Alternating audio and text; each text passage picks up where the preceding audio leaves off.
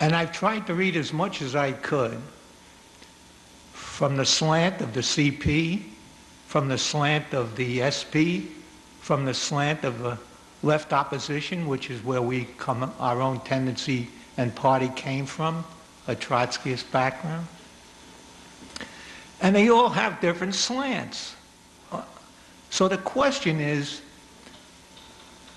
we can only extract out from our history, which was based on Marxist-Leninists, to bring this to some clarity. This is a critical question because the last years, 60, 70 years, since those days, there's been down, sporadic upsurges perhaps from time to time, but as we all know, the AFL-CIO is in disarray. So let's start this journey and see how this happened. Now, as we talked about in our previous classes, taking it from Lenin's left-wing communism and infantile disorder, we were able to extract a number of principles or developments that Lenin was explaining during a very hectic period when counter-revolution was strong. He put aside and wrote this, I believe it was in 1920. And what we said in our earlier classes was that there was four concepts of how to broaden, develop, deepen the relationship of a revolutionary party to the trade union movement. There was the struggle of how the industrial workers would get organized from the craft unions of the AFL that were backward, class collaborationists, served the interests of the bourgeoisie on many occasions in getting some of the crumbs from the table. And that was a critical question of how do workers in the industrial sector of the workforce would be organized. That would strengthen the labor movement, numerically as well as bringing in multinational forces. The second thing we discussed as an important development historically was the question of independent unions.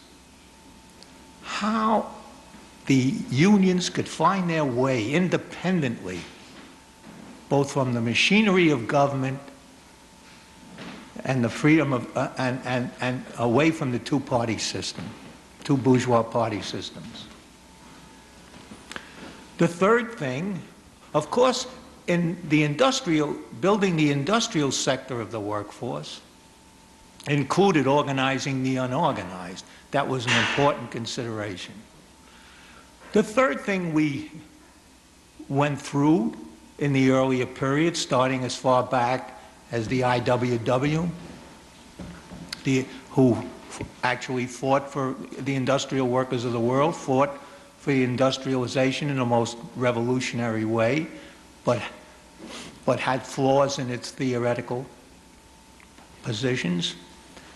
The third thing we were considering was the issue of how to extract and the experiences of the Soviet Union, the young Soviet Union, to be able to both defend it and explain it to the vanguard of workers as they're being organized in the trade unions. And the fourth thing that we discussed was how does the national question fit in with the class question? This is an almost eternal, complex question of class unity, but sensitivity to the national question and the oppressed in general. So here we came through these developments discussed them in the context of the periods we had, for those who weren't able to attend. And now we're bringing it into this stormy period. These same characteristics had not been resolved. As we move in to the period of 1936 to 1946. Now, what was going on, and the first, I'd like to update the first part of it, which was raised as a question at the last meeting we had, and that is, what were the black workers doing during these periods that preceded the period I'm now discussing? And I thought that I would be remiss if I didn't start with that in regard to the period that I'm discussing. Well, it's brief. I would encourage the comrades and friends to read Fona on the black, I can't think of the title now, but it has to do with the history of the African American struggle. And although he presents it again with a certain slant, and he is white, but nevertheless his details are incredible. What it is that the history that began with slavery and ending up with tenant farming and sharecropping, we all know about that form of oppression in the South and how difficult it was for workers to organize under a repression, white workers as well.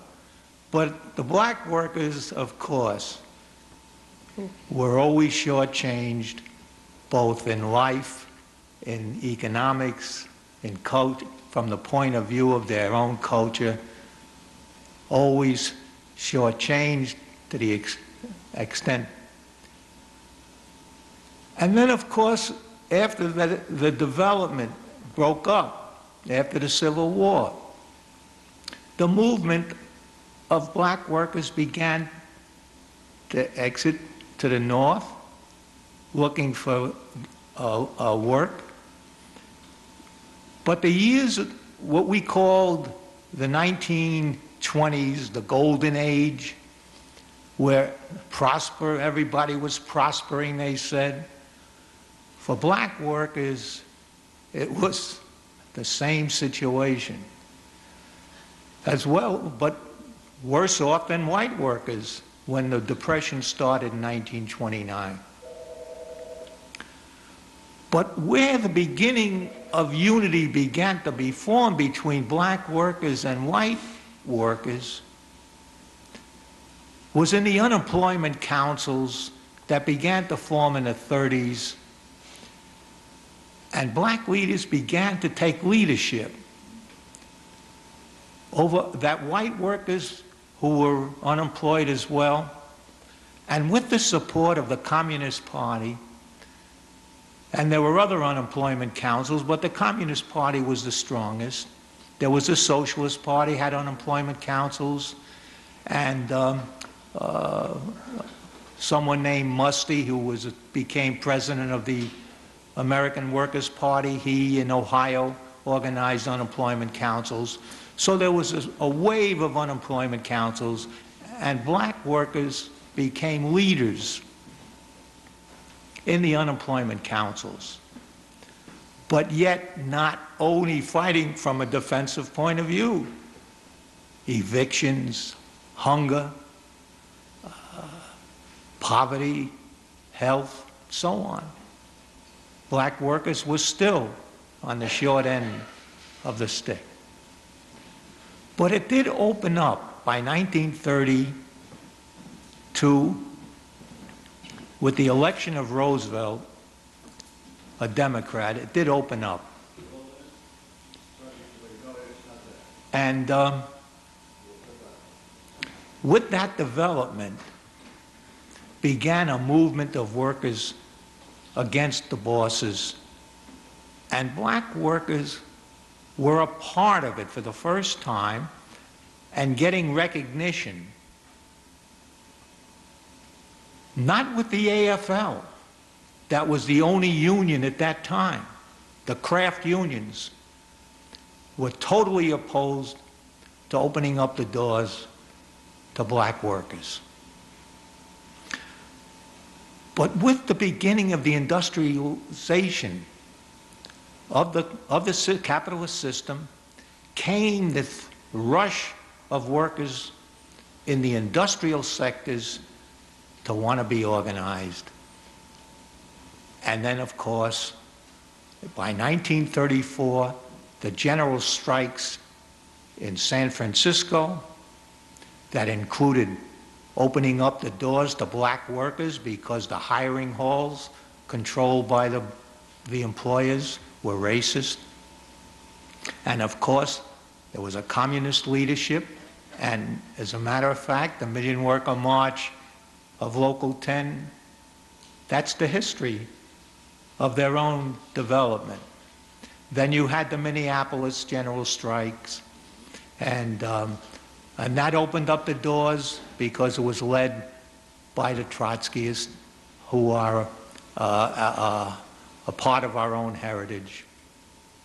And then the auto light strikes in Ohio, that led by A.J. Musty, and he organized his own party, later called the American Workers' Party, AWP.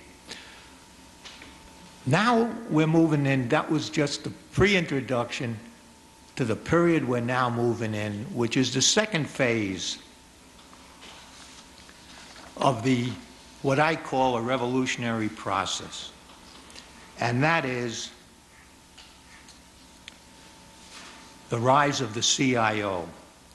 I'm sorry, the rise of the CIO, but equally important was the General Motors sit-down that began in December of 1936, and for 44 days, these workers sat inside the General Motors empire, the most powerful corporation in the world, and it beholds me to go through some of this for some lessons for us. Now, the sit-downs just didn't happen. The question is, how did they happen? There are those who say it was spontaneous. And there's some truth to that. Why? Is because the mood of the workers by 1935, after the general strikes, the momentum was tremendous for struggle. And the general strikes, believe it or not, did not solve the problems for the workers, even under a liberal democratic president named Roosevelt. Corporations rejected the fact that the workers had the right to organize under Section 7A of the NRA. The corporations rejected what was later to be the Bill of Rights of Workers in the Wagner Act, and just went along organizing company unions as if that was the answer to this upsurge. So the resistance of the workers that had thought that the general strikes would open up the whole industrialization of workers for union didn't materialize. But the sit-downs that subsequently began a year later began to open up a tremendous development for the working class, not so much yet for black workers who, even though they were in the struggles of the sit-downs, were not primarily working in GM Ford had many black workers, and as a result of that, he was able to withstand union organizing because black workers felt he was giving them a decent job and pay compared to what they were getting in other industries. But it did happen. Ford said it would never happen over his dead body, but Ford got organized a year or two later. So with that mood, there were those who said it was spontaneous, that the workers just decided to sit down. And there's some partial truth to it. But you cannot sit down inside a giant like General Motors that has connections into the ruling class of this country, was the ruling class, without organization. Now, I want to go in a little bit to this. The Communist Party was well positioned in the plants, in the auto plants,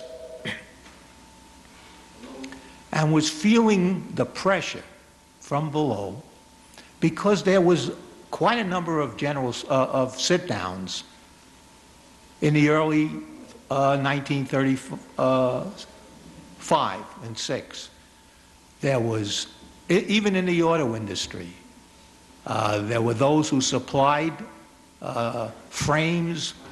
Midland Steel went on a sit-down. Kelsey Wheels, that provided wheels, Kelsey Company, they had sit-downs there.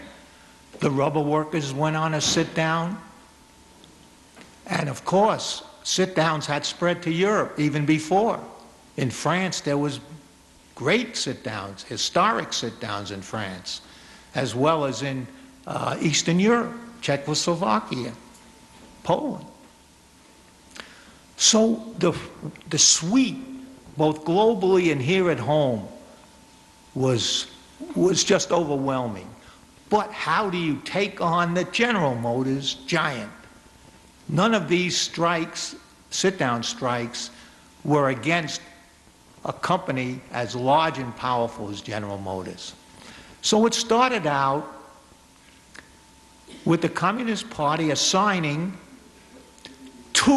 just two experienced organizers to study the sit-down strike that I described earlier. One was named Winwood Mortimer, and another one was named Travis. Can't think of his first name. And they began to study all these sit-downs to figure out how is it possible to take on General Motors. And they spent a couple of months on this. And then they got a clue. One of the workers, an advanced worker, got in touch with them and told them that there were two plants that if it could start a sit-down, it would paralyze the production of General Motors. One was in Cleveland, Ohio, called the Fisher Body plant that provided all the body and the presses and the dies and all the necessary parts to put on an engine. And the other plant was in Flint, Michigan. And that too was a Fisher Body plant. So these two, they never said they were communists, but they were. They never admitted they were members of the CP. Mortimer did under another name. But they were. There's all indications. So what did they do? They decided between the two of them to begin to talk quietly to other workers. Now in Flint, Michigan, that was an open anti-union city, totally. Flint was strictly a GM town, company town all the way. Hardly anybody was organized in Flint because of the repression against organizing a union. Cleveland was a little better. So what they did is they divided up. These are two, just to think, remember now, two workers trying to organize the General Motors plant. Don't forget, General Motors wasn't just, it was Chevrolet, it was, Pontiac, Cadillac, Oldsmobile. I mean, this was the epitome of concentrated monopoly capitalism.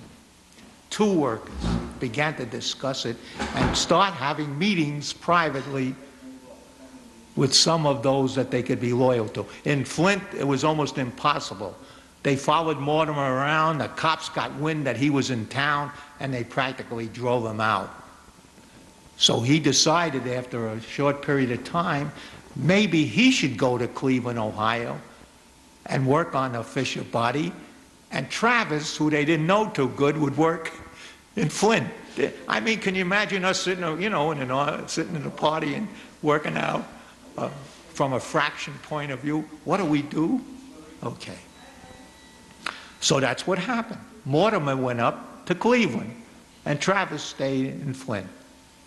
When Mortimer got to Cleveland, and by the way, they told the inner core of workers, we don't want to strike during the Christmas and New Year's because the workers were going to get a $50 bonus.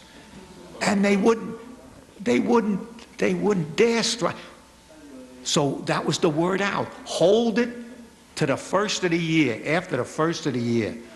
So Mortimer goes up to Cleveland, and all of a sudden a dispute breaks out on December 23rd, right before Christmas, between the workers and the bosses over some grievances. So what happens? The workers sit down right at Christmas, and that upset Mortimer because that wasn't what to do. He immediately calls Travis in Flint. You got to speed up. We're out. I can't get him back. It'll discredit the whole process. So Travis goes to his core and he says, pull him. Can you pull him out? What do you mean, can we pull him out? I thought we were going to do it after Christmas, after New Year. Anyway, the workers were ready. So Flint went out. And that was the beginning of a 44-day struggle, which I think it's worth going into a little bit more than what, you know, I could describe the 44 days, but I think it's important to go through some of it. Here's someone who was friendly to the CP. His name is Roger Kieran, and he's a professor at Cornell. But he wrote what I consider to be an inside track on exactly what happened on within those 44 days. And I thought maybe, if I can find it, which I'm not good at this stuff,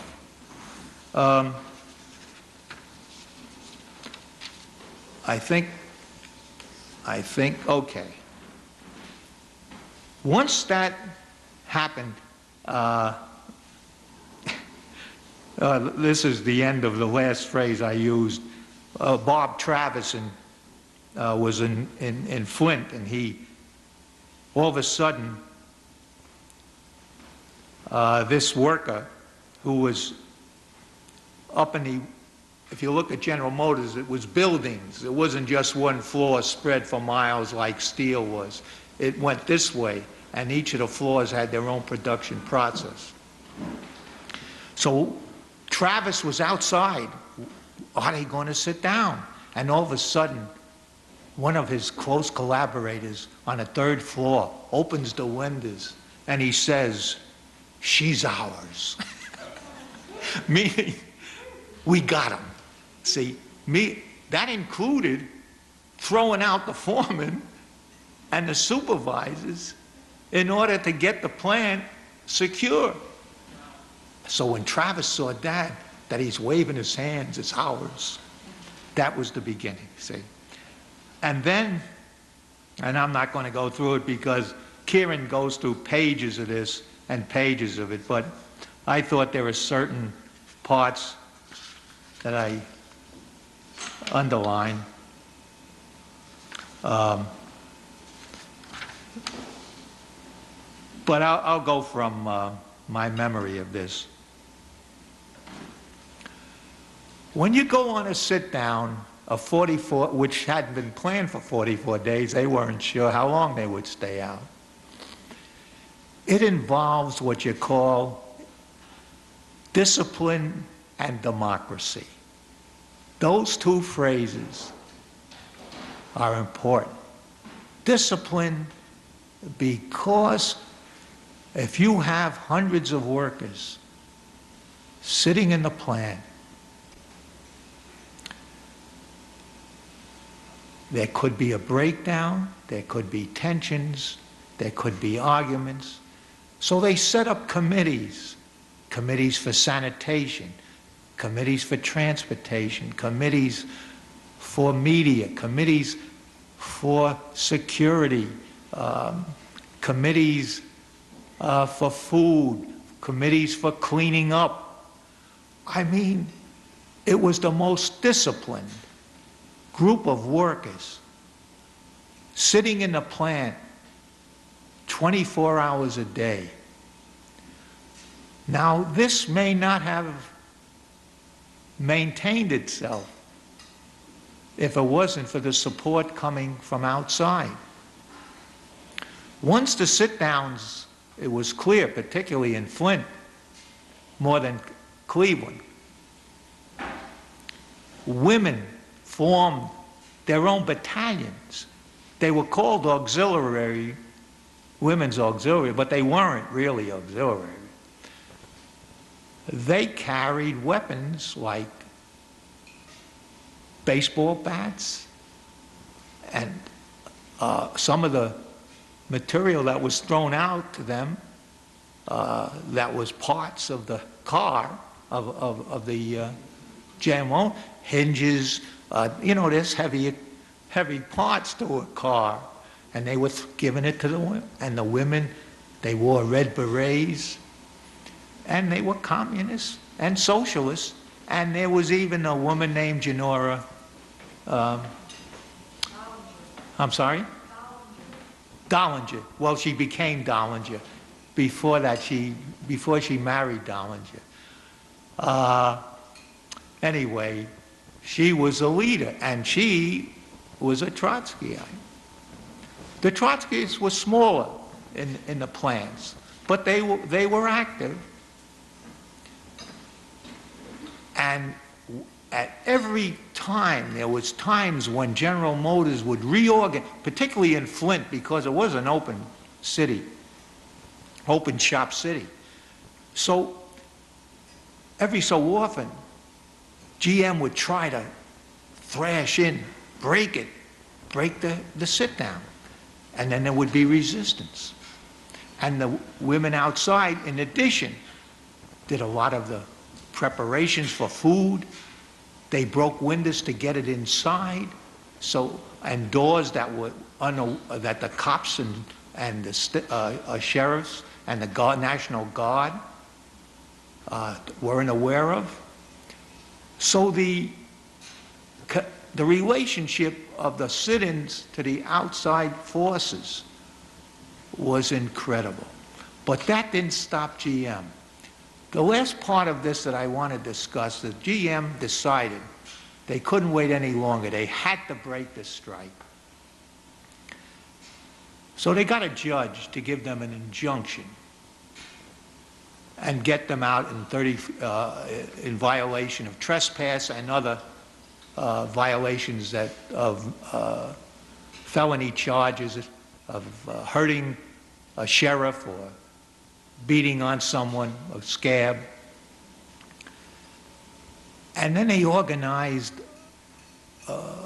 what you call a bunch of thugs called the Workers' Alliance and started to negotiate with them that they were a legitimate union and that the UAW wasn't. And then the Workers' Alliance had about 1,000 forces, plus what the sheriffs and the National Guard. They decided it was it, and they were going to break in. They were just going to bust the doors down, smash it, and break this sit down. It was about the 30th day.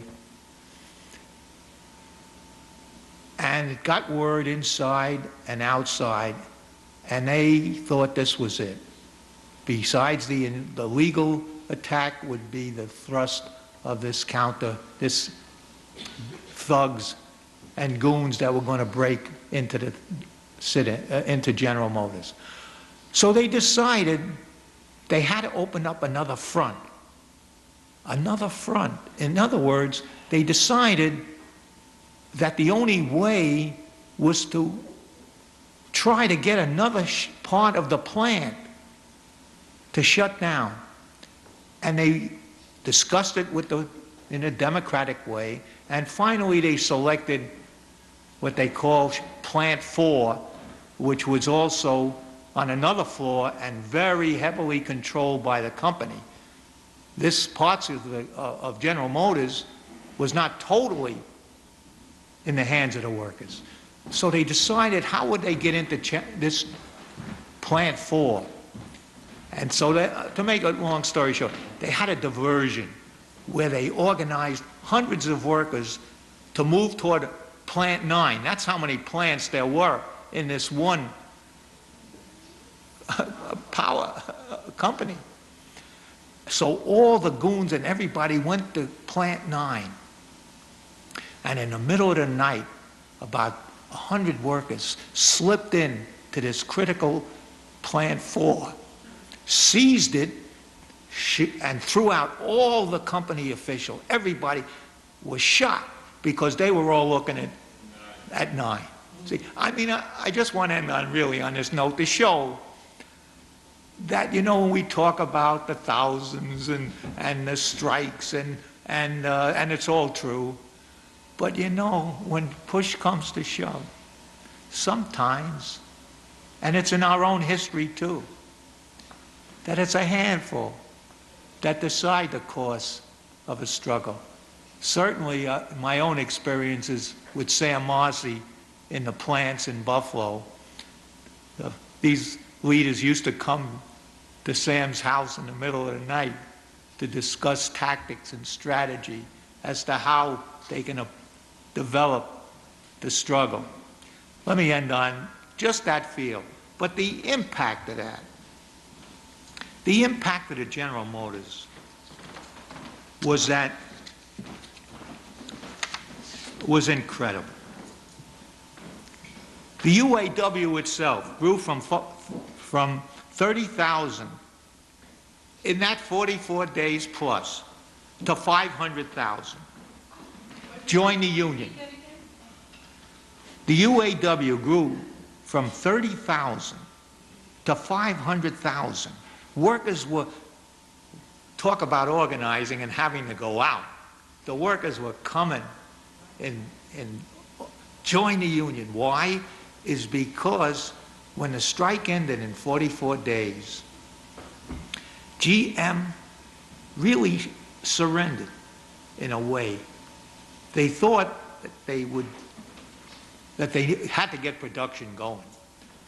So they made a deal to recognize the union, see, which was incredible.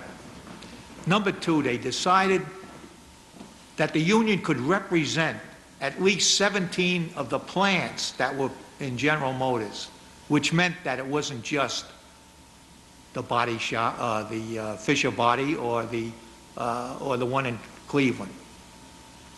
So 17 plants were now under a contract. They agreed that it would be union control and that they would negotiate toward a national contract. A national contract. Now, you know, right now the hotel workers don't have a national contract. They're fighting under a strike and lockout, which is now a cooling off period. So you see, 67 years, what the UAW was able to do in 44 days, they got a national contract from that. Not only that, but it spread like wildfire once the settlement with GM. And when we talk about GM, we're talking about the House of Morgan. We're talking about Wall Street. We're talking about Rockefeller. There were 247 sit-down strikes after the General Motors settlement involving 200,000 workers. Chrysler was forced immediately. They didn't want any problems with sit-downs. They negotiated contract right after that. This book, and I found it in other books, sit-down strikes began to spread. You know, the old 5 and 10 cent stores, you know, Woolworths, where, well, many of you may not remember Woolworths, but women sat down in Woolworths. See? Right. Western Union messengers, restaurant and hotel employees, millineries, bindery workers, garbage collectors, glass blowers, tile workers. Whenever there was a problem, they just decided to sit down. And that worked. And don't forget, in the wintertime, you don't have to be cold. You know, you're freezing out on the picket line. It was kind of nice. For many of them, they just sat down and stopped production. Now, oh, maritime, for sure. Well, let me sum up this period quickly. Industrial unionism now is a fact of life. There was no if or buts. It spread to steel. U.S. Steel immediately didn't want sit-downs. They called it big steel in those days. Settle. Let's settle. And this is Rockefeller. I mean, these are big Wall Street tycoons. So, and by the way, by that time, black workers were getting the benefits of the industrialist workers, particularly in steel, although they were the worst jobs in the blast furnaces and the coke ovens, but and they were the last hired and first fired yet. But that was important. Then, what was accomplished from those strikes was that it put to death for the first time the fact that the government, the Roosevelt government, could not fudge on these progressive laws that had been passed, such as I mentioned earlier, the Wagner Act and the NRA, the Section 7A clause, and then later on the Fair Labor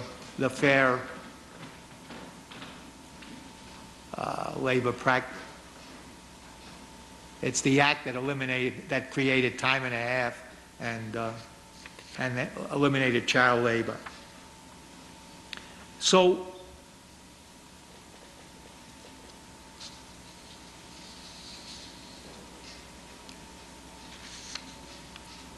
it created a 40-hour week, time and a half, elimination of child labor, and so on. And what it did is showed that all struggle starts from below. See, it was the workers that carried the struggle forward. They needed a communist movement, and there was the movement there to support them and strategize and work with them. So that, going back to the themes we started, the industrialization of the workers, that happened. The question of the independence of workers from the two parties and the government, well, that was a real problem, which I'll go into, because the CP did not want to break with the Roosevelt administration. They felt that Roosevelt and Governor Murphy, a Democrat liberal of Michigan, helped win that sit-down. The Socialist Party joined them, but the Trotskyists opposed giving any support to the Roosevelt administration. And tensions which had existed earlier began to deepen within the left. Now this is a difficult time for the Trotskyites, because at the same time that this was happening, these struggles were happening, Trotsky was defamed, in exile, his whole left opposition was crushed, and Stalin was calling the shots. And Trotsky was seeking to free himself from what he was charged with being an agent of Hitler. That was the charge that Stalin made against Trotsky. And the power of the Soviet Union and its media and so on. And it particularly impacted here in this country with the CP. So that Cannon, who was the leader of the Socialist Workers' Party, had to spend a great deal of energy and time in defending Trotsky's role in the Soviet Union. In addition, the SWP was going through a maneuver to try to form a party. It wasn't the SWP at that time. They were in the Mustyites that I mentioned earlier, called the American Workers' Party, trying to get more forces. And then they decided to organize the left wing of the Socialist Party.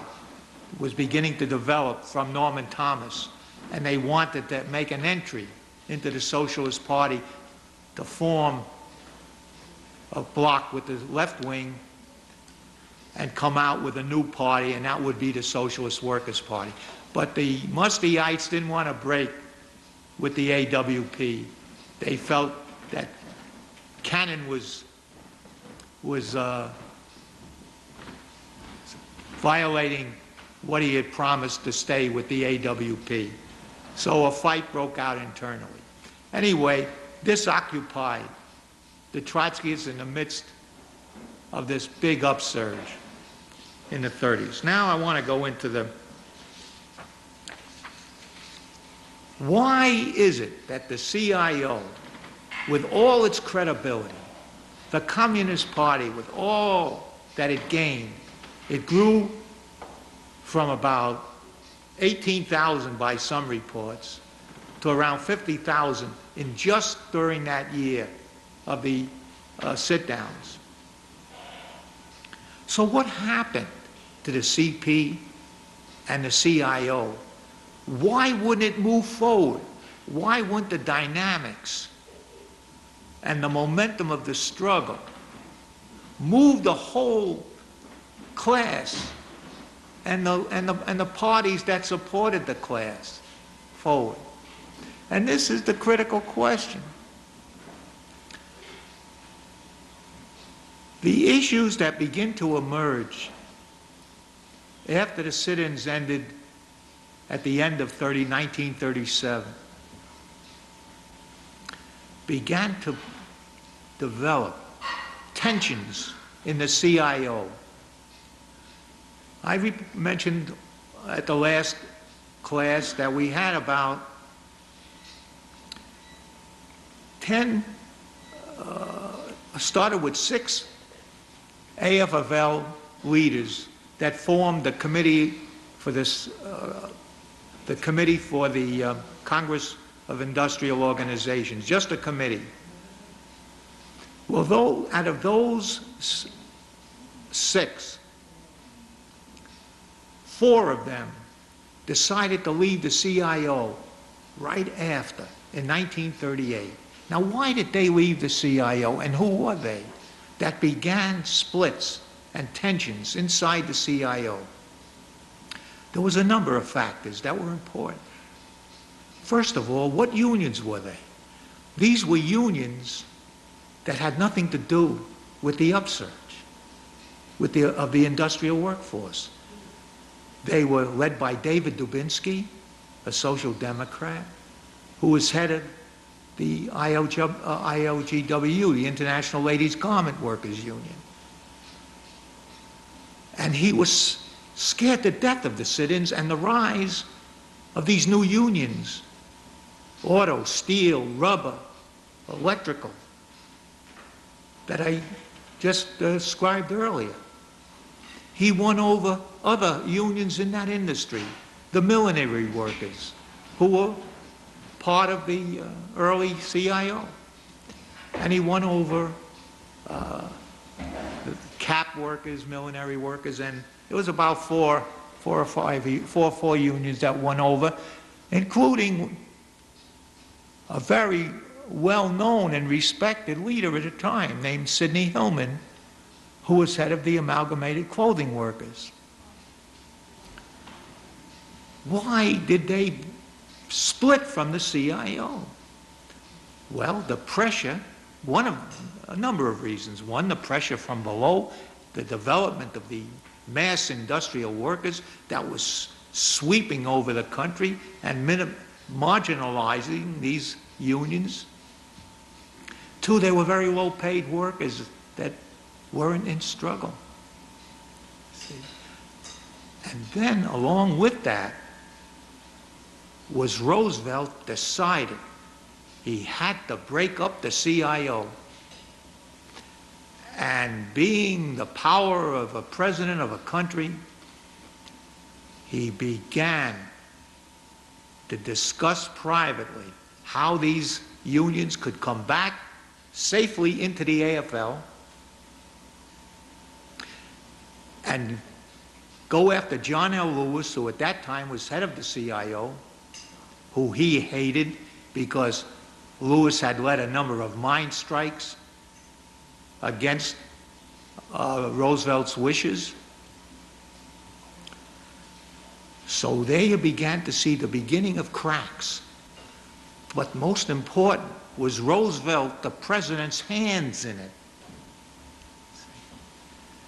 So by 1938 and 39, there was a beginning of another recession.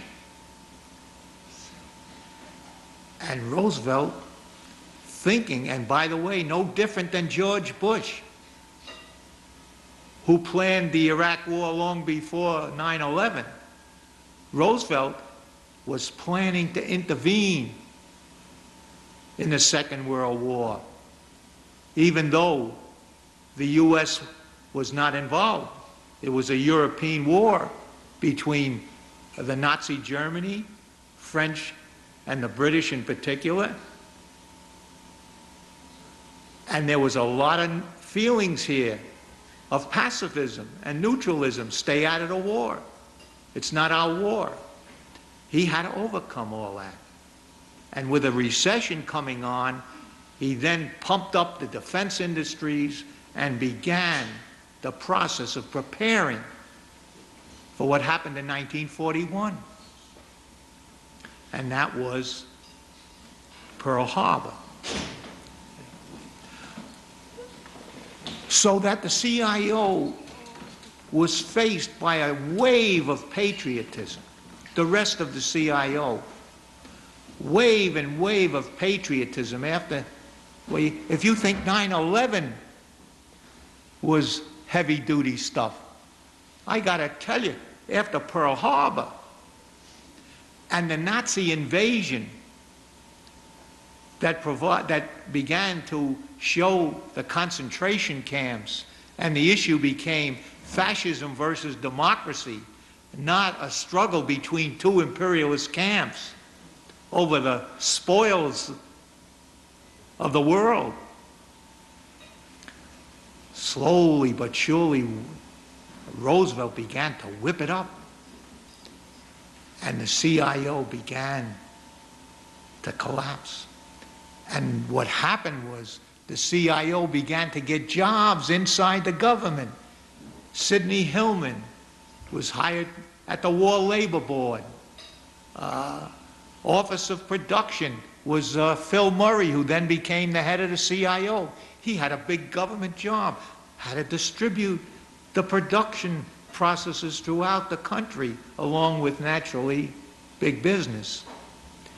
But you can see how Roosevelt drew them in to the government, while at the same time opening up a vicious attack against the communists and our own party.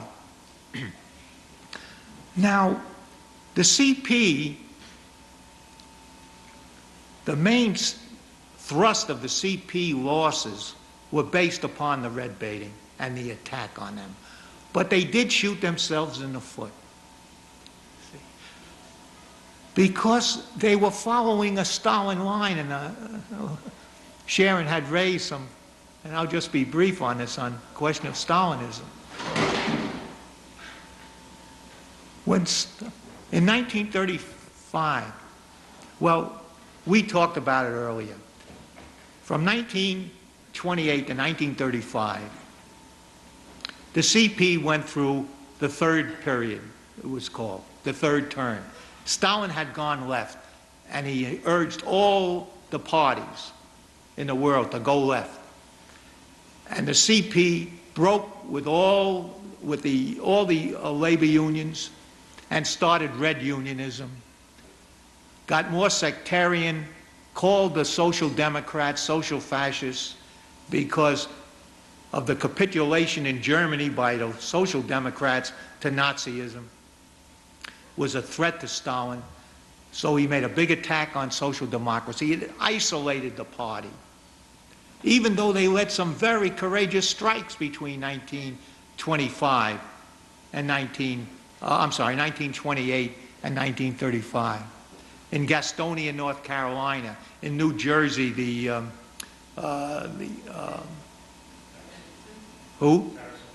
Patterson, New Jersey. There was some, and there were some great strikes, but they were isolated and all got defeated. And they had a good program, industrialized the workforce. They brought in black workers, but they took heavy hits. They opened up the unions to black workers and other third world workers, but they suffered big defeats. So in 1935, Stalin made another turn. He called it the Popular Front turn. So all of a sudden, the CP here had to make another turn. And that's when they began the sit-downs, but at the same time, they didn't want to challenge Roosevelt and his liberal wing of the Democratic Party. But by 1938 and 1939, they made another turn from Popular Front because Stalin had made the Hitler-Stalin Pact in 1939 to show how important international events affect national issues, national parties, and so on. And then the party here became anti-imperialist and attacked the U.S. for pushing for the war and calling it an imperialist war. See? And then in 1932, no, not 1932, 1939, I have it written down here, 1939, 1940, Hitler invaded the Soviet Union. And then everything went the other way here. Then the CP became totally patriotic. And that was like shooting themselves in the foot, because here's the results of that. It was not only that the CIO went into the government. The party was not invited in, naturally, but what they did is they supported no strike pledges. They supported wage freezes. Workers were getting hit. They supported taxing the workers for getting monies to pay for the defense. And workers were not lying down during that period because the bosses, corporations, were having a field day in profits. I'd like to just read what was going on. Let me just add a couple of things that the CP supported. They agreed to give up premium pay. And workers in the defense plants, women and black workers particularly, were flowing into the plants during that Second World War. They were working 60 and 70 hours a week under the pressure of fight the war, defeat the enemy.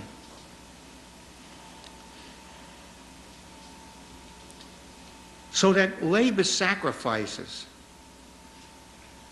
compared to the corporate profits during the war, the corporate profits were 250% higher than the pre-war level.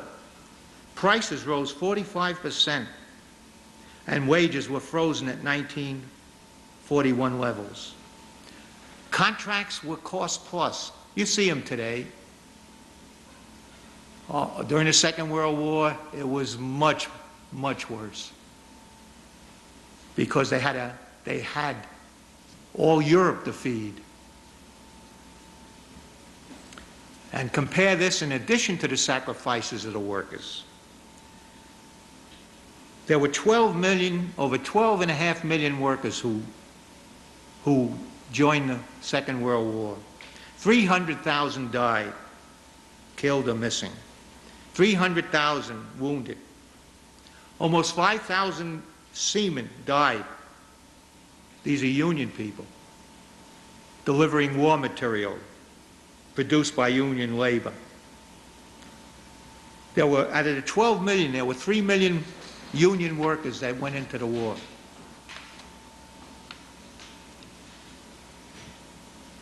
So when you put that all together, you can see that the momentum that had been developed in 36 and 37 just declined.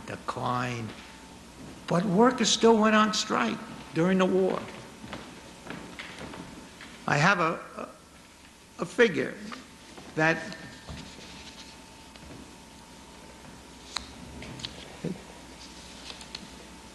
well, there were two big major strikes against defense industries during the war.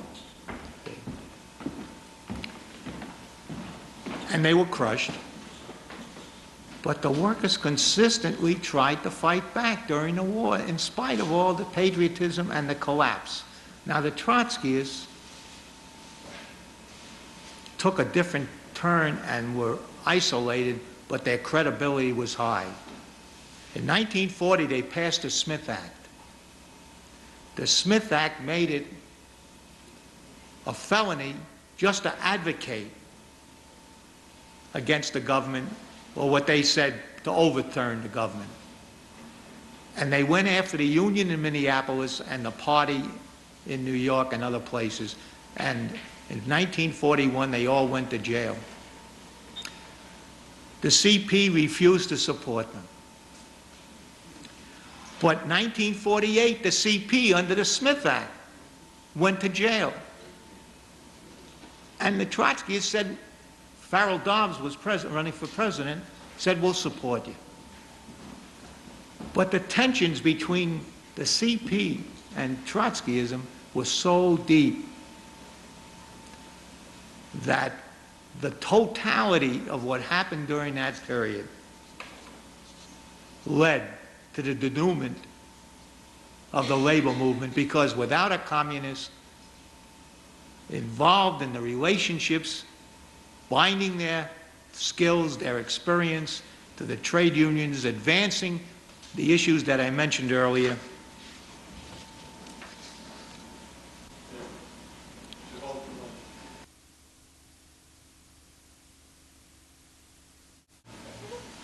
The workers that went through these sacrifices, both in the war and at home, and there were many deaths and accidents at home as well as abroad because of the speed-ups and the whip of the bosses to keep producing for the war. That as soon as the war ended, the wave of strikes, just like the 30s, began to just blow right out. And this is, I'd like to end on a personal note, that in 1945, right after the war, I got a call from Dottie Bowen and Sam Marcy that there was a big Western Union strike in New York. And it was powerful, but they needed those who were in uniform to come to show solidarity with the workers. So I got up at 7 o'clock. It had to be before work in order for it to get all the workers involved. So I had no understanding of the party or of the trade unions. I was totally ignorant. And I come down, I see thousands of workers surrounding the Western Union building.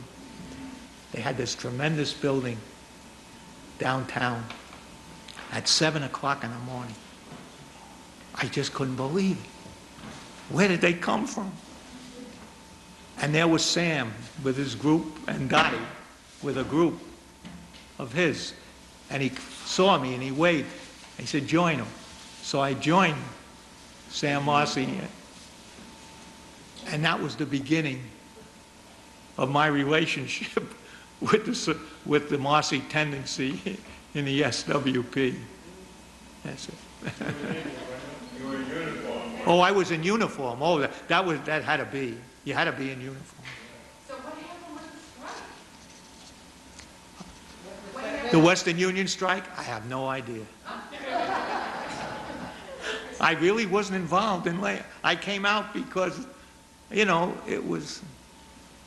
And then he took me to the paper union. He was the lawyer for the paper workers union. And that was the beginning of a career, 70 years, 45, whatever.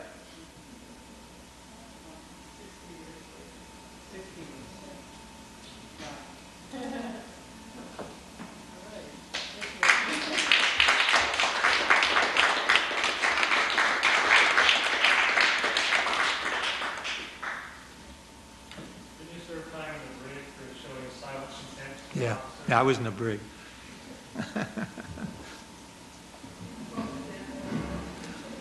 Well, they had a law, silent contempt it was called. I looked at a lieutenant commander the wrong way instead of saluting, properly responding to him. I didn't do anything physically, I just looked contemptuous, and they called it silent contempt and threw me in the brig.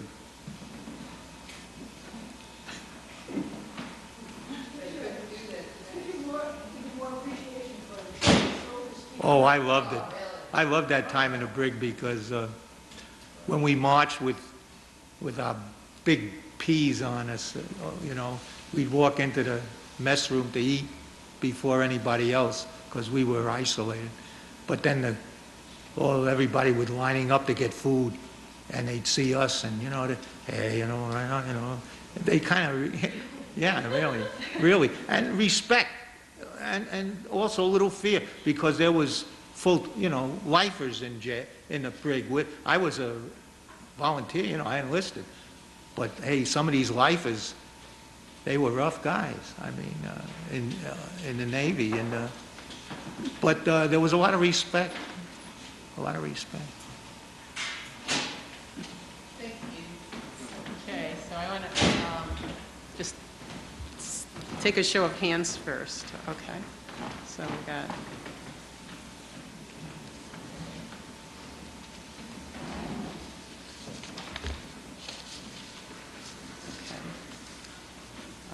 Gary?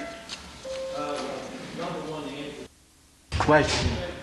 the Western Union strike was kind of settled up, amenable at the time, because that was my union.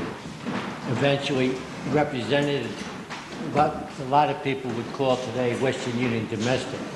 That was over on Hudson Street, what Milt was talking about. My union grew out of the CIO, and because of it being the communication industry, in spite of all the other things, including them agreeing to no strike clause, we gained a lot of very progressive things for workers during that time, because the government needed the communication industry to further their own means. Second of all, I started to work in the early 60s, and in 1967 we were out on strike. And some of the tactics that Milt described that were done during the 30s and early 40s was employed by us at that time, that some of us wouldn't leave the building and we had to be escorted out. That was both in the early 60s, in the mid 60s, then again in 1978 when they locked us out and those who were in the building wouldn't leave. And they had to bring the cops in to get us out. And they wanted to take us out through the garages to New Street. And if anybody knows downtown, even today, New Street's a very isolated little street. But as we came out of the elevators, they brought us out of the elevators on the Broad Street side, and the main entrance for us to work at the time was off Beaver Street. And by the time that they had, then there was thousands of people all over between noontime by the time they came and organized. And we all of a sudden, by organization, and I smiled because when Milt started to talk about committees to do things when we were inside, because the people I knew or was involved with in the party at the time, we automatically went around, 3 or 4 of us, those that we had a small grouping in the union, and created some of those type of committees. When we finally had to leave the building, we made a left-hand turn to go out to the Beaver Street side, and the cops were totally taken by surprise. And we walked out into paddy wagons in the midst of thousands of people applauding us. And it just shows that even though the tactics were used in the early, the 30s and the 40s, they also worked in the 60s and 70s. Just a comment on that. However, the union that he was in was red-baited and isolated because of its communist influence. Michelle? Years ago when I party, somebody had accused me of the Trotskyites and that they were and I didn't understand fully. So the Farm Bill never really had a link to the Trotskyites. I mean, I don't... Well, do you want me to answer that one, or we'll... Yes. Yeah. Do you have a second part? But the second part and second. Okay. All right. Yeah, I think you do. See, I think this is a very important question, at least to open up. We should have classes on what Michelle is raising. To go back to the history, the facts are that as 1919, there was no differences between what is now Stalin or Trotsky or... Actually, the founding members, when the Communist Party was formed, was William Z. Forster, who later became the leader of the Communist Party, and James Cannon, who became the leader of the Socialist Workers' Party. And they stayed together under the witch hunt of the worse than under the Palmer raids than what's his name, Ashcroft today, that forced them as a new grouping to go underground for 2 years, even though they had just formed a tendency. But there was no CP, there was no Trotskyist, there was no Stalin, all together. They were Marxist-Leninists. And they believed in the Soviet Union. And they waited and traveled even to the Soviet Union to find out what Lenin and Zinoviev and Kamenev and some of the leaders who led the revolution, to understand the period that a revolution was made in a country, just blew the minds of any communists or progressives in this country. So the unity was there all the way up to 1925, when Lenin died. And a struggle developed over who would lead the Soviet Union. And in that struggle, Stalin won out and charged Trotsky, who had been under the will of Lenin to be the next leader in his will, was exiled, persecuted, and charged with his co-thinkers of being an agent of Nazi Germany and fascism. Then the question came up, well, what's going on? So here in this country, Trotsky managed to get out a document.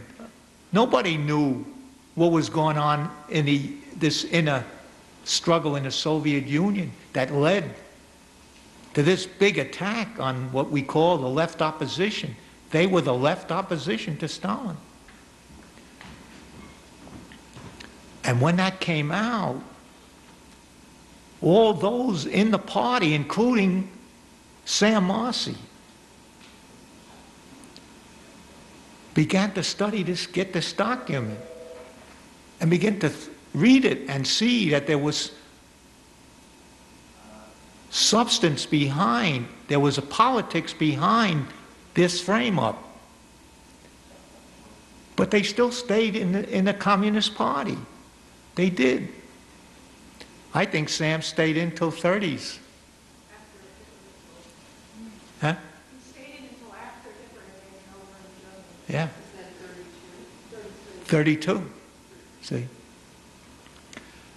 Well, once that opened up, the question was, what should the left opposition do? The Soviet Union was in crisis. And so they stayed in all the way to 32, and then they were expelled because of being agents of Trotsky, who was an agent of Nazi Germany. It's incredible when you think of it today. They claimed. Yeah, right. So, starting with 1928, the CP here in this country began to take more and more of their loyalty was to Stalin.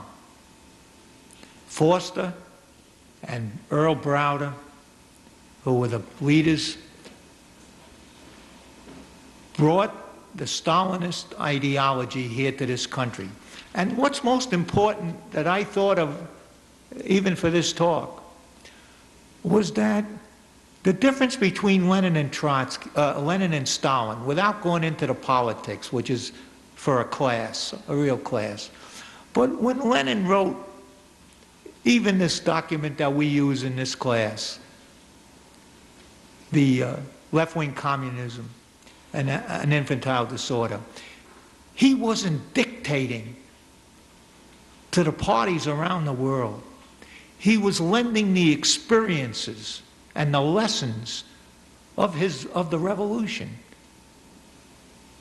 See, and I thought to myself, the difference between Stalin, even put aside for a moment, was he was dictating for a leader in a country that was backward in terms of trying to elevate itself to an industrial power, difficult as it was against the U.S. and the other imperialist allies that were dead set on destroying the Soviet Union, whether it was Stalin or anybody. He did dictate that when he decided on a course of action, he expected the parties to respond in kind that could have had entirely different conditions in the countries such as the U.S. For example, 1925 wasn't particularly, it was the height of the golden insanity, as some of them say, about the wealth that was promulgating it. But he ordered the party here to go into what he called the Red Union developments, or the third, what he called the third part or something. And they did it because they were loyal to the Soviet Union. Forster and all the communist parties were loyal to the Soviet Union, and Stalin was the head of it. So they carried out the will. But the Trotskyists had, after they were expelled, had to begin a whole decade of explaining that they were for the Soviet Union. But this is what happened. See? And it had a hard road. I mean, even in Buffalo, Deirdre could tell you stories. You had to have armed guards to have a meeting because the CP was so convinced we were fascists. It was an incredible period. And it was an unfortunate period in which the CP had a rich history of its own. William Forster was one of the great labor leaders, led the steel strikes of 1917, a brilliant organizer and tactician. And yet, here we were in a situation so that there's no question that we were defending the Soviet Union, but that we were supporting Leon Trotsky, that what was happening to him and his documents had to be defended. And that led to where there's confusion, and I'll end on this because it needs a class. There's confusion about who we are. And one of the reasons, just barely one of them, is that we were the most passionate supporters of the Soviet Union and the nationalized properties, the collectivizing of the land, the monopoly of foreign trade, all the developments that came out of the richness of the Soviet Union, plus all the social benefits that were accrued with the end of corporations and Wall Street and imperialism. We were identified with Stalin. So we're called Stalinists by some forces that are totally unaware of our history, based upon what I think is one fact. The second fact, and I'll end on this,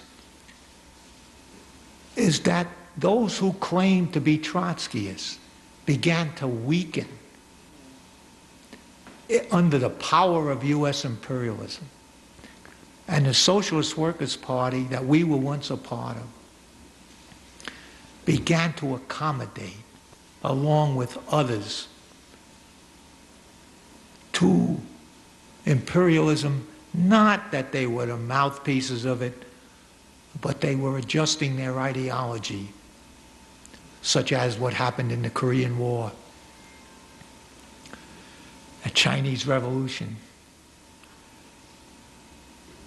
And that was a big factor, see. So that being identified as a Trotskyist by some would be identifying with that development that we split over, finally, in 1959. But there were more reasons for it, and we even tried during the Cold War, our tendency to reach out to the CP because they were under the gun by the Smith Act that was passed, and the Cold War and the McCarthy period was directed against the Communist Party. The Rosenbergs were murdered and framed. We supported the Rosenbergs. So our history had an element of, you must be Stalinist. See, the movement got so fragmented in the years since the splits of the 40s and before that, that the confusion is incredible.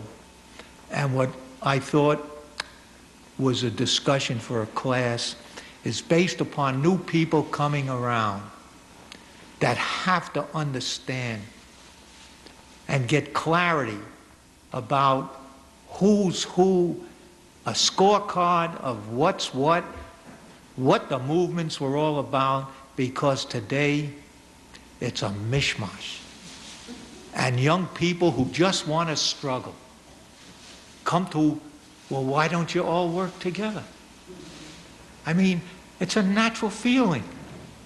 But if you go into the history of all these developments, they will learn, young people will learn how to make choices, how to decide where do they fit in this new upsurge that we see developing.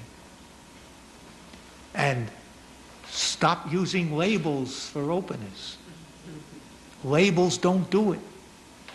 History is not made up of labels. It's made up of struggles. It's made up of consistencies, programs, theory, practice. So the first thing you want to say is hold up the labels. That's Thank you. Okay. Oh, yes, you have a second question. It relates to texts that I use now in terms of dealing with the labor movement and the fact that it is complex and labor is included in terms of linking corporations and labor together. The crux of it is that unions are weak and that in terms of strengthening themselves, they need to get rid of sexism. That's one of the reasons for the weakness. And the issue of organizing service workers. But my point is, why can't we have one big union? When the AFL and the CIO came together in 55, I mean, I thought it was good, but the issue still, like we related to me, I said, you know, the custodial workers and the professors and the clerical people are in 3 unions. So I said to our students, if they were all in one union, then we could cripple CUNY because there are 11 campuses. But that's one of the weaknesses that labor has in comparison to the, say, European unions. How can we get to that point? Is that, and I can defer that question because there are other people. well, glad to, but I don't want to have a one-on-one. Why don't we have a discussion? Because this is one of the points I raised. We're still not, 70 years later, picked up the traditions of the 30s with the merger of the AFL-CIO. It's 70 years later. And this question is still a burning question. Yeah. Okay, so I'm looking for more hands. I know Henri had his hand up. Okay, Ron. Sue, you too? No? Okay. So Henri and then Ron.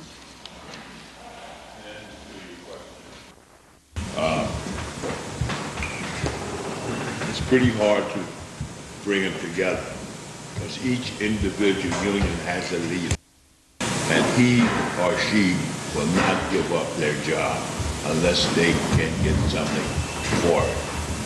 Second portion is, in most unions today, you have what is called statutory employees and non-statutory employees.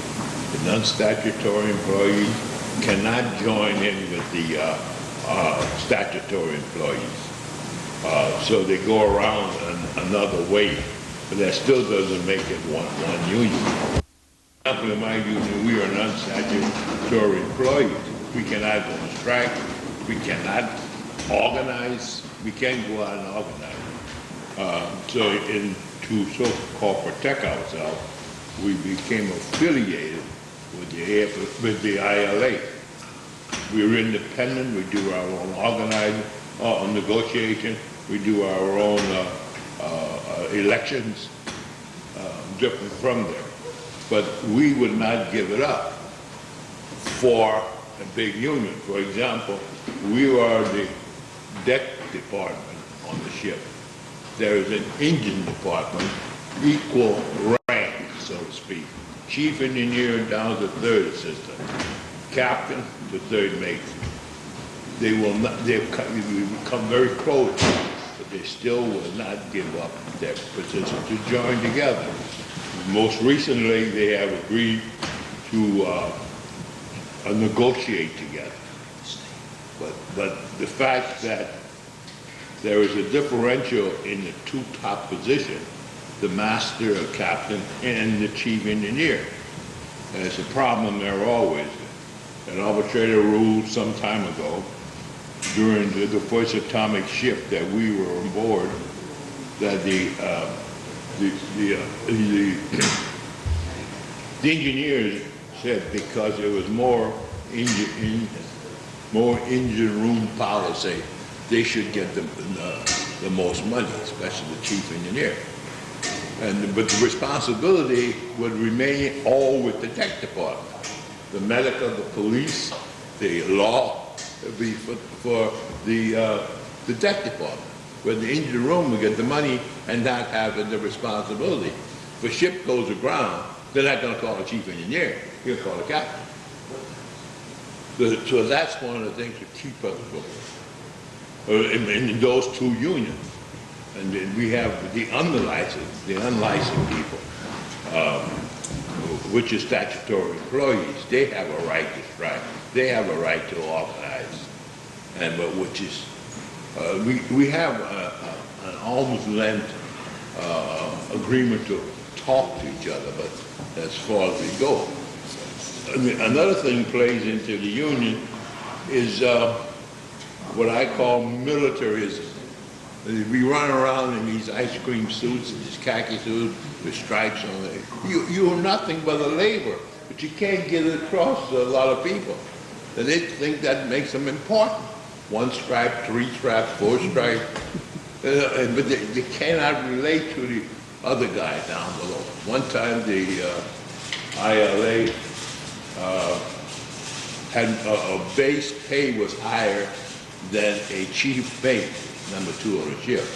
There, he's making more than me. But why shouldn't he make more than you? Maybe his job is more important than yours. That's some of the arguments I brought up. So it's pretty hard in the maritime to get the unions together to form one big union. It's been tried before. It came very close when Harry Bridges was alive. I think he'd last maybe 10 more, 15 more years. His life, he probably could have done it. He's the only one that could have done it, put it all together. East Coast, West Coast, longshoremen, mates, engineers, radio operators, unlicensed seamen. They're all together in one big unit. What was his name? Harry Bridges. Yeah, so, yeah, I want to call on, Ron?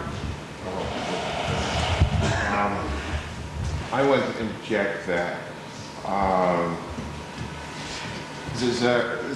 it's very difficult because in terms of resolving this issue around collectivism and the working class seeing itself as a class is extremely difficult because of the various bifurcations among the working class. You have a race question which divides the working class. You have, just as he just mentioned, you have rankings and order, sergeants and things of that sort. So it's very difficult. Then in terms, another factor is the factor around social democratism, you know, and that's the thing that Lenin spoke to, economism, how a certain segment of the workforce saw that they could have a comfort zone within the capitalist system and that they could be ranked in a certain way, and therefore by being having a certain comfort zone of income, what have you, kind of segmented them away from other, like immigrant workers or other workers. So you have a very difficult idea of getting the working class to see their relationship to the means of production, the ownership of the means of production. So I think that's one of the big impediments to getting people to understand that, because there's always that tug of some getting comfortable while others are not. And I think that's been one of the impediments. I see now on the horizon the kind of like the erosion of that situation, still having its power insofar as jobs are leaving the country now. And there's a general immiseration of the working class across all lines. So I think that is something that is on the horizon, bringing more workers together to see that it becomes a little more easier to identify themselves as a class now. Whereas as long as there was enough to go around to prop up a certain segment, they felt comfortable and they felt like everything would be okay. But now it's not that way anymore. Jobs are going out, jobs are being automated, the ruling class is merging corporations. So we're having a different ball of wax developing here. So I think that's kind of like what's been going on, and we'll have to, you know, still struggle to get that idea over about getting people into seeing a class analysis of what really is, you know, what really exists.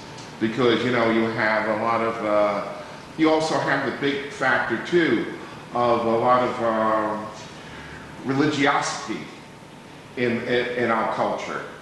A lot of people relate to their religious sectarianism, and that also is an impediment to understanding the world, because when you think in terms of religiosity, and that's kind of you know, it's amorphous, it's ethereal, and it's not something that's really tactile. So people are led to hold on to things like that.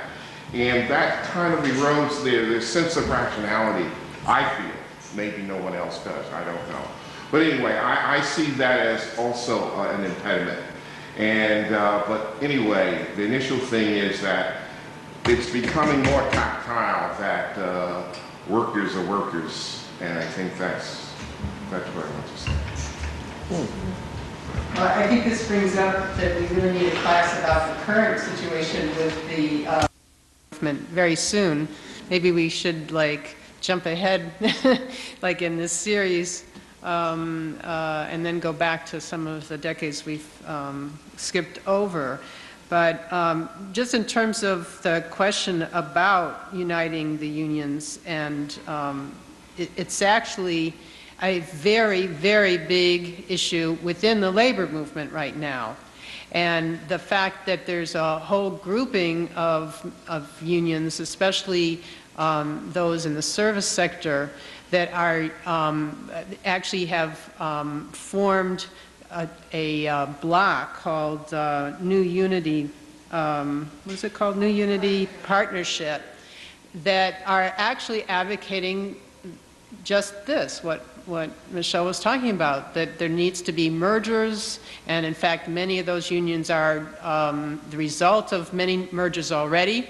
Like Unite is, you know, a merger of a few of the garment workers. Now Unite is united with HERE, which are the hotel and restaurant workers. SEIU united with the 1199 with the hospital workers. And so they're advocating that the working class and the organized labor will be much stronger and be able to take on the big corporations if there are these kind of mergers. But the older craft unions, like, you know, Henri was saying, are resisting this, you know. And so there was even an important conference in New York a few weeks ago that was a debate where they actually took this up about, like, I think it was called Labor at the Crossroads, and it was like what to do about the crisis in labor. And the reason why is, you know, some of what, you know, Ron said, is that you know, the globalization of the workforce is creating huge challenges for organized labor, and the most important challenge is how to organize the unorganized, you know, and how to organize something like Walmart, which has a couple million employees, the largest, you know, corporation, I think, in the United States now. And for example, Walmart, I think, is faced with an organizing drive in China. So it shows you that you've got workers all over the world that need to be working not only within the United States to, you know, organize Walmart, but internationally, and that's actually the only way it could be won. So, you know, I think this is a really, really important issue, and it has a tremendous potential for revolutionaries to be involved in this, and that's what we, you know, hope to see ourselves, you know, as playing the kind of roles that Milt was talking about, in terms of just two communists, you know, in Flint, and having a tremendous, you know, contribution to make to the success of that struggle, you know, and we see ourselves as being able to make those kind of contributions, and we're very excited about some of the new developments with our relationship with other labor forces, like, you know, of course, Clarence Thomas and others in ILU, right? ILU. So anyways, I've talked too long. I wanted to actually call on Michelle, because Michelle Quintus is involved in an important struggle, labor struggle, and she needs to leave soon. So we wanted to hear from her to give an update on what she's been involved in airline industry.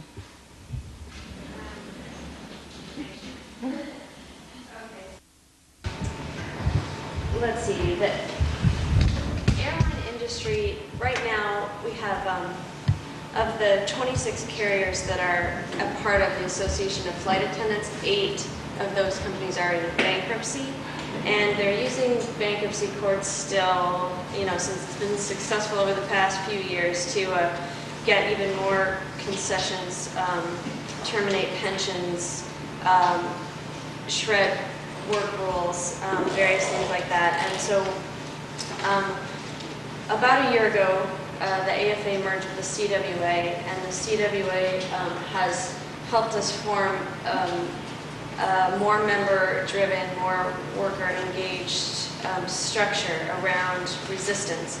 The first year that United Airlines was in bankruptcy was very much, the tone was very much of working with each individual company to save that airline. So in terms of like worker unity across, you know, different trades, much less within one industry, was anyway, it was not good.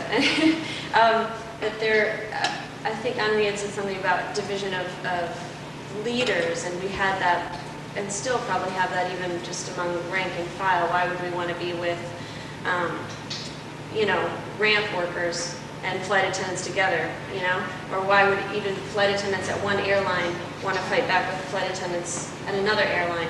And slowly, I mean, that's still existing, because just yesterday the pilots union came out with an agreement, so-called, with United Airlines that they were going to settle and they were going to get their pensions, but they would agree that the other work groups on the property would not get theirs. So we were like, how do you agree for other workers, you know, that, did you hear that? Yeah. Okay, so that division definitely, you know, I think it's just sort of it's divide and conquer tactics working. But that said, we also last Tuesday had a march in Washington, which is the first, really, since this big struggle has gone down, that was not only the 26 carriers of AFA, but American Airlines, which is an independent union. What were some of the others? Northwest, which is an independent union. Various independent unions coming together in a march, and we marched down to Freedom Plaza, you know, chanting, you know, save our pensions and those type of things. So that was very good. Also on a local level, well, actually just at United Airlines, we have developed actual committees of member engagement committees, and their very role is to do direct action type of resistance on local to international levels.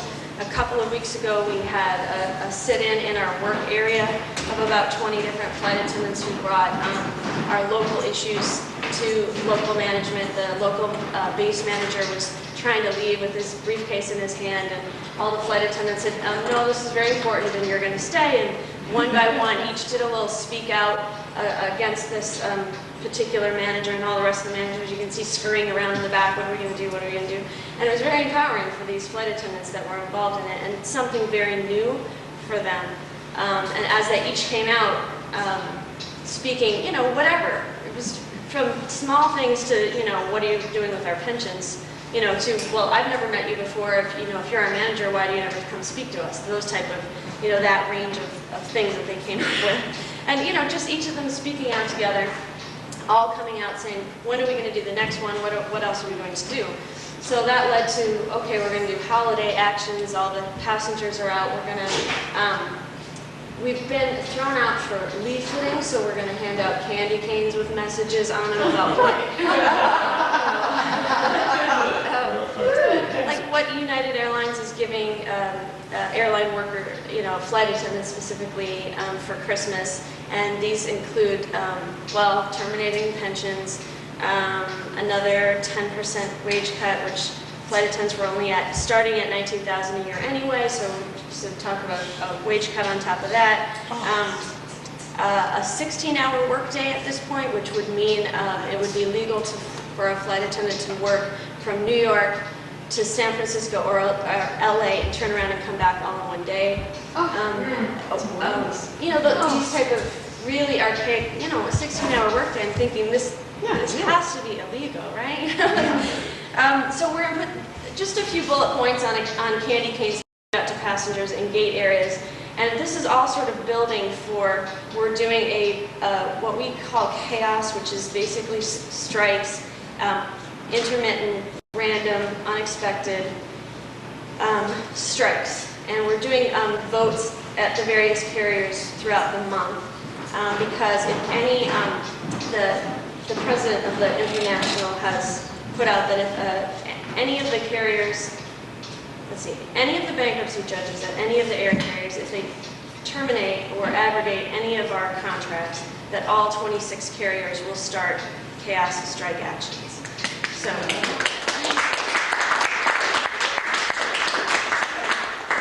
we're getting out that vote during this month.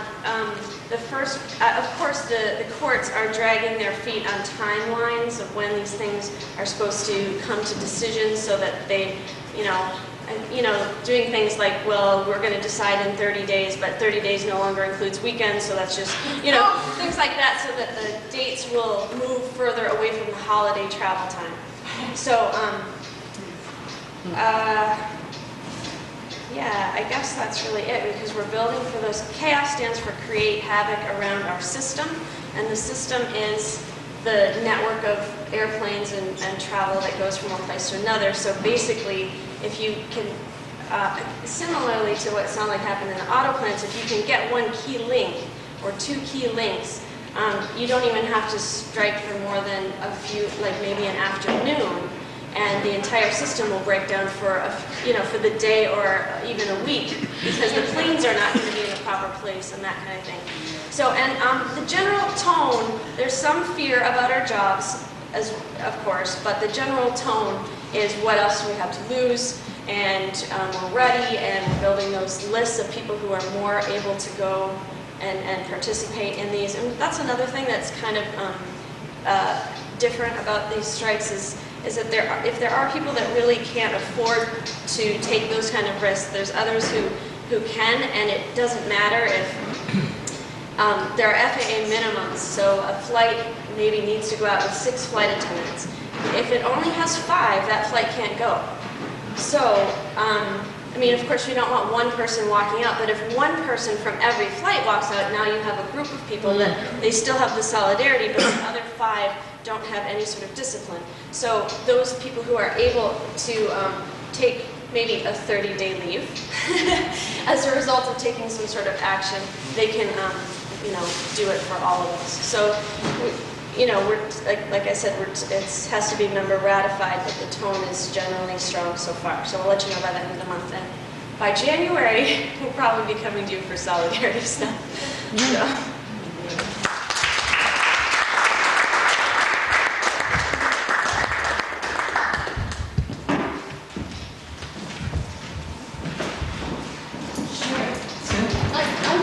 Make the comment that I think having a discussion of what's currently going on in the labor movement would be better at a forum or a branch meeting than as a class, because I think everybody in the party needs to know this and to be aware of it, because it's really critical in the stage that we're at for the whole struggle at this point.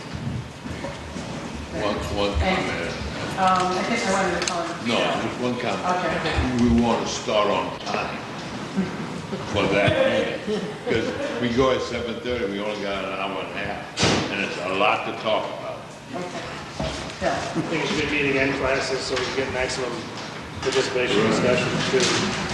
What Michelle said was great, because that shows a creative adaptation of the kind of tactics to an updated, we used in the 30s, to an updated to today's situation, which is what is sorely needed. New tactics. I think the biggest single factor in the weakening of the labor movement in the last 20, 30 years has been a factor that appeared to be strengthening at one time, which is the titanic growth of U.S. imperialism on a world scale as a dominant imperialist power. And it wasn't even the concessions that the Roosevelt regime made to labor that put a damper on the class struggle. It was the growth in so-called prosperity that happened after World War II. Milt mentioned the 46th strike wave. That was the biggest strike wave in U.S. history, 4.6 million workers, I think, 4.8 million workers. But because the U.S. ruling class was in a dominant position worldwide, it was able to afford to make concessions, and it was worth it to make concessions. It was worth it to buy labor peace, class peace at home. and they had the profits to do it with. You know, the New Deal, the 30s and 40s are thought of as a time of progress here because of the New Deal and the concessions made by the ruling class. In Germany, it went the other way. You got fascism because the German ruling class didn't have colonies, it was poorer, and the only way out for the German ruling class was, in Germany, it was fascism or revolution. There was no other two ways to go. The U.S. ruling class, even before World War II, had colonies, and after World War II, it was the world-dominant imperialist power. It had enough wealth to make these concessions and to build up a labor aristocracy, a huge labor aristocracy in this country, which doesn't mean aristocracy in comparison to the billionaires, the ruling class, or the middle class, but still, in comparison, you saw just a huge increase in the standard of living, not for everybody, but for a lot of people. And people went from cold water shacks and cold water tenements and shotgun shacks with outhouses to being able to buy homes, albeit on credit, to have cars. And people, now workers, think back on those as the good old days. And of course, a lot of people didn't get it, and the oppressed were excluded to a large extent, hence the huge struggles in the 60s. But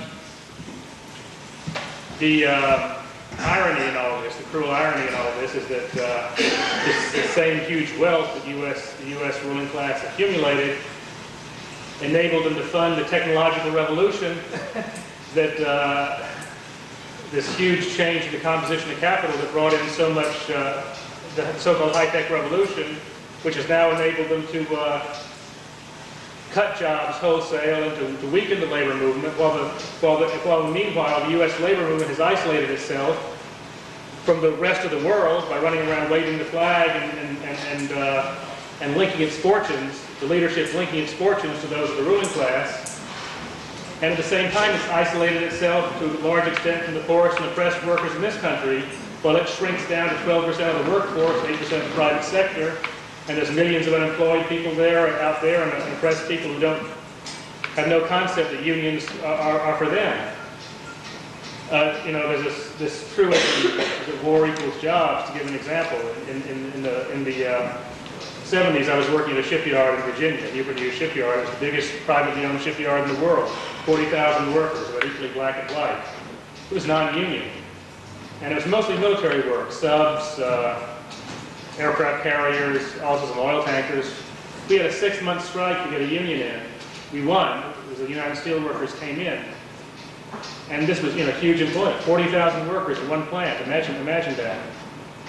Today, the production is just as much as ever because the military machine is going full blast. But there are only 8,000 workers working there because technology has eliminated these huge welding machines that can weld ships together, has eliminated most of the jobs. So what it really calls for new strategies and tactics, but also that's why we think the war is so important, for example, because really the power of the U.S. ruling class over the working class at home comes from its empire, comes from its global power.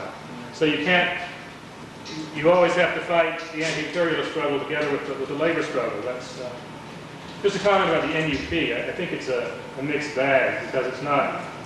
Almost every union today includes both service and industrial workers. Or manufacturing, I shouldn't say industrial. Industrial really means has workers in every sector, but the NUP also includes the carpenters, which is a craft union that supported Bush in 2000. I mean, they broke with the Democrats, they supported Bush. And they're also calling for the abolition of the Civil Rights Department, the AFL-CIO, and there's nothing progressive about that, about eliminating that. So it's not the answer. You need to come up with. Sharon? I just wanted to comment, while the AFL-CIO has played a lousy role in relation to the progressive million worker march, it's interesting that pressure from management in the healthcare industry has forced both SEIU and the hospital nurses union to go to the AFL-CIO, which means there can be no more raiding. And this is an advantage for the workers because before there were continual raids in various hospitals, especially in the North area, where there are at least 40 or 50 hospitals that were directly or indirectly involved in this process. Raiding meaning one union would try to raid, SEIU would raid a hospital where the nurses were in NISA, the Nurses Association. NISA would do the same thing in hospitals where 1199 CIU was in. And this has stopped, and there's actually some amalgam of organizing and interpersonal relations between hospitals and the two unions in various places because of the cutbacks and the horrendous attacks by management. And I think that in itself is a progressive move in this industry, especially because nurses in general have been anti-working class for the most part. It's an uphill struggle just to get them to orientate towards workers. And in the United States, it's a continual fight over time. In addition, a broader union has developed with the United American Nurses, which I happen to be a delegate to, which has brought together nurses in 30 states at this point. It's not all 50, but it's a big improvement, and it's made it possible to start organizing nurses in more places, which is a very progressive development. Not as good as, the orientation isn't as good as the trade union per se, and organizing workers, but it's a big step forward for people that have the consciousness to even move in that direction. And lastly, I just want to make one comment about what's happening in the healthcare industry in general. Because of the cuts by the federal government and Medicare and Medicaid and other funding that was available, whether it's Child Health Care Plus or it's special funding that was allowed for different diseases, whether it's HIV or seniors or whatever, hospitals, and in particular New York is taking a hit, are losing money hand over fist. And read the pages of the Times, and a number of hospitals in the city that have always been in good shape are going under. And meaning the places that were in the black for many, many years are all in the red because the federal government stopped paying the Medicare and Medicaid fees that they paid 2 years ago. They were paying, I don't have the right numbers, but they were paying $100 a case. They dropped it to $50, and they have to pay back payments go back 2 years in some of the institutions. So now what you were supposed to get 2 years ago, you're getting half of now, and they've dragged their feet. They're 2 years behind in even paying them out. And it is bankrupting the healthcare system in this city. I'm in one of the hospitals that may actually close because they've stopped paying our pensions, they've stopped paying our 403Bs, which is our annuity, they've been barely paying our health care, and they have not been paying our membership dues.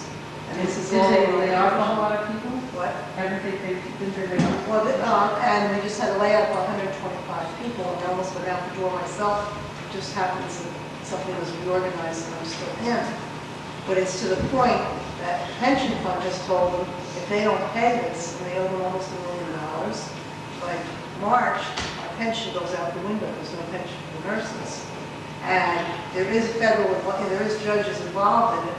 If they put down an order, it means they'll freeze all the bank accounts so when the hospital closes because they can't make payments to give people salaries. So we're a small facility, but there are any number of other ones who, if Israel has the problems, they are able to juggle money, they have more, so they're juggling a little bit better. But New York and Ioneer just went under, and several others are slowly getting closed out, St. Vincent, Magog, and others as well. And this is a state and city, and I don't care more, but I don't know the status of each one. These are happening